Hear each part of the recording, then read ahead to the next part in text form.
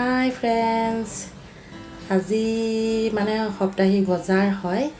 কিবা কিবি ল'লোঁ, কি ল'লোঁ আপোনালোকক দেখুৱাব বিচাৰিছোঁ। এতিয়া একেবাৰে ৰাতিপুৱা সময় মানে বহুত বজাৰ কৰিলোঁ আৰু কিবা কিবি বনালোঁ। এইটো জেড আপোনালোকক দেখুৱাম, আহক পাকঘৰলৈ যাওঁ। এইটো জেড দেখুৱাই দিম দেই আজি। কি ল'লোঁ, কি বনাইছোঁ, আহক। এইফালে ল'লোঁ আপোনাৰ গাজৰ, চাওক গাজৰ ল'লোঁ, কোমোৰা জালি ল'লোঁ। এতিয়া এইখিনিত মানে মই ফ্ৰিজত ভৰাই ৰাখিম, সেয়েহে পানী বটলখিনি উলিয়াই দিছোঁ ফ্ৰিজৰ পৰা। আনফালে এয়া আপোনাৰ চজিনা ল'লোঁ, চাওক চজিনা ল'লোঁ, গাজৰ ল'লোঁ।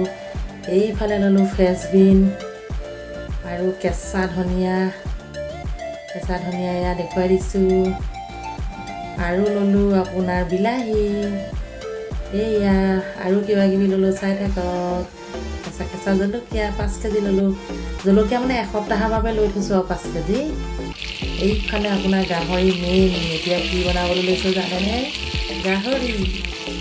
আমাৰ ইয়াত আজি যে বজাৰ নহয় সাপ্তাহিক, গাহৰিটো মেইন মানে আমাৰ অঞ্চলবাসীয়ে গাহৰি মানে পূৰা দিয়ে আৰু প্ৰতিখন হোটেলতে গাহৰি পাবই আৰু ইয়াত। আমাৰ মানে ইয়াত গাহৰিটো মেইন। এতিয়া মানে গাহৰি বনাইছে আৰু নিমখ, হালধি, ৰেড চিলি আৰু আপোনাৰ পিঁয়াজ গোটেইখিনি তেলতে দি এনেধৰণে ভাজি লৈছে আৰু এতিয়া গাহৰিখিনি ঢালি দিলে। গাহৰি আৰু আলু এইখিনি মানে আমাৰ ৰেষ্টুৰেণ্টৰ কাৰণে বনোৱা হৈছে। অকণমান আপোনালোকক দেখুৱাইছোঁ আৰু চাওক এয়া কেনেধৰণে বনাইছে। ইয়াত মানে বিলাহী অলপ দি দিব।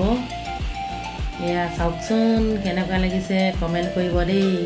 কেতিয়াবা বিলাহী দি বনায়, কেতিয়াবা আপোনাৰ গাজ টেঙা দি বনায়, আকৌ কেতিয়াবা ধৰক আপোনাৰ বইল গাহৰি বনায়।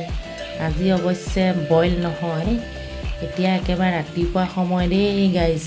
এতিয়া মানে আপোনাৰ 7টাই বজা নাই, 6:45 হৈছেহে। একেবাৰে সোনকালে ৰেডি কৰিব লাগে, কাৰণ আজি সাপ্তাহিক বজাৰখন আজিৰ দিনটোতে বহে আৰু সেয়েহে আমি বিভিন্ন ধৰণৰ শাক পাচলি, মাছ মাংস লৈ লওঁ। অকণমান কেমেৰাত বন্দী কৰি ৰাখিলোঁ আপোনাৰ। এতিয়া মাংসখিনিত কি দিছে আপোনালোকে চাই থাকক। আদা নহৰু পিচি থোৱা আছিলে, সেয়া দি দিলে। কেনেধৰণে বনাইছে অকণমান কৈও দিছোঁ, কেমেৰাত বন্দী কৰি ৰাখিছোঁ। আজিৰ দিনটো মানে গাহৰিটো মেইন আৰু সেইটোকে দেখুৱাই দিছোঁ, আৰু বাকী অলপ আছে দেখুৱাম বাৰু আপোনালোকক। এয়া এতিয়া চাওক পূৰা ফ্ৰাই কৰি লৈছে আগতীয়াকৈ। গাহৰি মাংসত মানে বেছি তেল মছলা দিবৰ প্ৰয়োজন নাই জানেনে। গাহৰি মাংসটো একদম নৰ্মেলি বনালেহে খাই ভাল লাগে। ফ্ৰাইকৈও বেছি ভাল লাগে বা জোল কৰিলেও ভাল লাগে। আৰু গাহৰি মাংসটো বনাবলৈও সহজ, আৰু প্লাছ আপোনাৰ বেছি তেল মছলা একেবাৰে প্ৰয়োজন নাই, সকলোৱে জানে।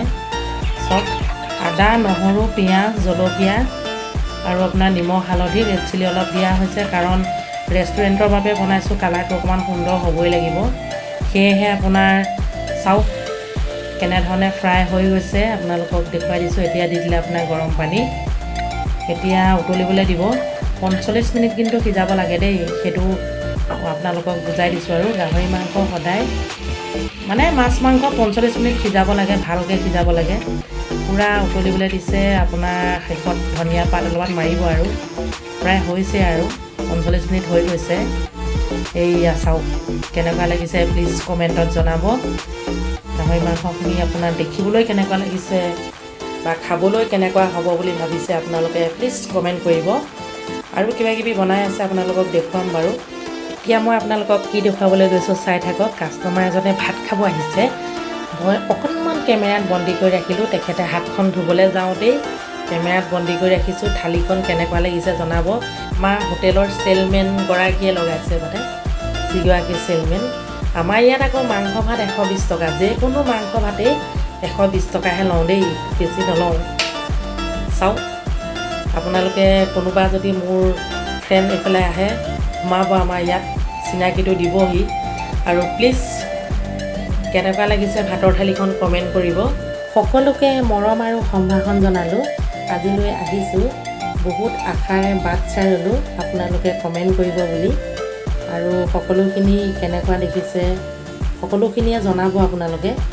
আৰু ব্যস্ততাৰ মাজতে অকণমান কেমেৰাত বন্দী কৰি আপোনালোকৰ মাজলৈ এনেধৰণে লৈ আহিলোঁ, তাকো জনাব আপোনালোকে কেনেকুৱা লাগিছে আৰু আগবাঢ়ি যোৱাত অকণমান সহায় কৰিব বুলি আশা ৰাখিলোঁ। আজিলৈ আহিছোঁ দেই গাইজ, বাই বাই।